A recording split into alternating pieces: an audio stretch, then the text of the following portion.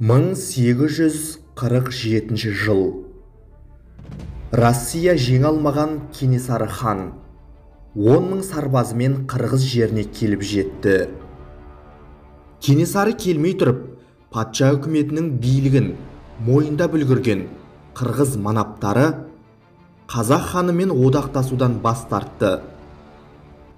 Осылайша Кекілік Сеңгір деген жерде қырғыз манаптары Вишневский бастаған орыс отряды және Қоқан хандығының әскерлері Алмалы сай шатқалында Кенесарының сарбаздарын үш жақтан қоршауға алды.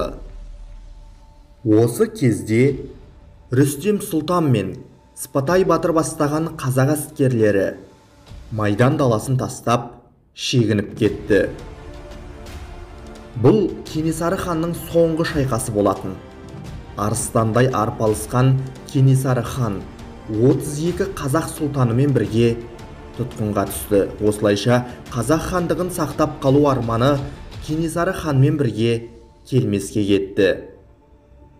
Ал шайқас басталмай жатып, Кенесарыны жаудың ортасына тастап кеткен Рүстем төре деген кім?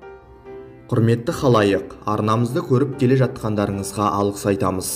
Ал тіркелмегендер болса тіркеліп, лайк басып, каналдың дамуына қолдау білдірсеңіздер екен. Кейінгі кездері Рүстем деген адамды Абылай ханның ұрпағы деп кейбір тарихшылар қателесіп жүрген сияқты. Алдымен Кенесары хан мен Рүстем сұлтанның қалай кездескеніне келейік. Патша үкіметі күн сайын Кенесары ханның солтүстігін қыспаққа алып, қазақ хандығының қонысын тарылтып, бекіністер сала бастайды.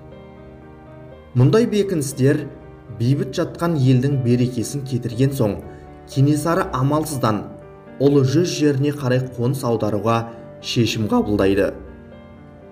Онда бармас бұрын хан алдымен туысы болып келетін Рүстемге адамдарын жіберіп, мәселені талқылайды. Бұл туралы әйгілі тарихшы осы Кенесары ханды көз майын таусып зерттеген Бекмаханов былай деп жазады. Кенесары сондай-ақ 100 жігітке Наурызбайды басшы қылып, Алатау маңын мекендеген немере ағасы Сұлтан Рүстем Абылаевқа аттандырды дейді. Ол Рүстемнен өзін қол астындағы қазақтармен қабылдауын сұрайды. Рүстем елшілерді жақсы қарсы алып, Кенесарыға былай жауап береді. Менің берер ақылым, Құдай әзірше күнәсін кешіріп тұрғанда, аталған жерлерді тастап, менің жаныма көшіп келсін. Кенесары ұлы жүз сұлтандарының көмегімен қолдауына сене алатын еді. Олардың кейбірімен тіпті туыстық қатынаста болатын деп анық жазған.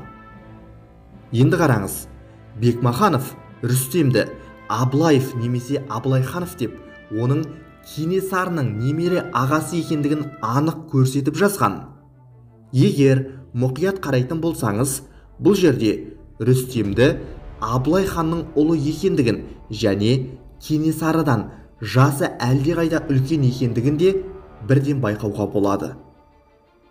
Бұл Рүстем Абылай ханның саясатынан бас тартпаған, қазақтың дербестігі үшін күрескен адам. Оның айқын дәлелі, бұл адам Ресейдің отарлық жүйесіне қарсы шығып, ашық соғысты. Кейіннен бұл адам жанындағы адамдармен Балқаш аймағына қоныстанады. Рүстем Сұлтан Кенесары келмей тұрып, ұлы жүздің жеріне қоныс аударғанын айттық. Бірақ ол Қоқан хандығының иелігіне жақындамады. Барынша Жетісу аймағында қоныстанды. Шығыс Түркістанмен аралықта орнықты. Себебі ол Қоқан хандарының Кенесарының ағасы Саржан сұлтанды әкесі Қасым төрені қалай өлтіргенін жақсы білді. Және Кенесарыны майдан даласында сатып кеткен Рүстем сұлтанның бұл еместігін дәлелдейтін нәрсе, ол кезде, яғни Кенесарының ұлы жүз жеріне келетін кезінде Рүстем жасы 80-ге келіп қалған қартайған ақсақал еді.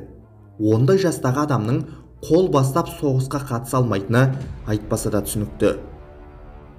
Ал енді Кенесары хан бастаған үлкен көш Ұлы Жүз жеріне келіп, одан әрі Алатау, Шу аймағына қарай жылжиды.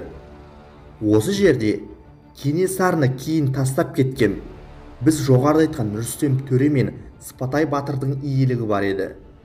Енді бұл Рүстемнің кім екенін анықтап алайық. Рүстем төре Ұлы Жүздің Жаныс руының төресі. Тарихшы Бекмаханов осы Рүстемнің не себепті Кенесарыға қосылмағанын былай деп жазады. Қазақ сұлтаны Рүстем мен Сыпатай би Кенесары қозғалысына тоналудан қорқып қосылған адамдар еді. Енді шамамен түсінген шығарсыздар олардың не себепті кері шегініп кеткендерін. Рүстем төре Ұлы Жүзге билеуші болған атақты Жолбарыс ханның ұрпағы еді.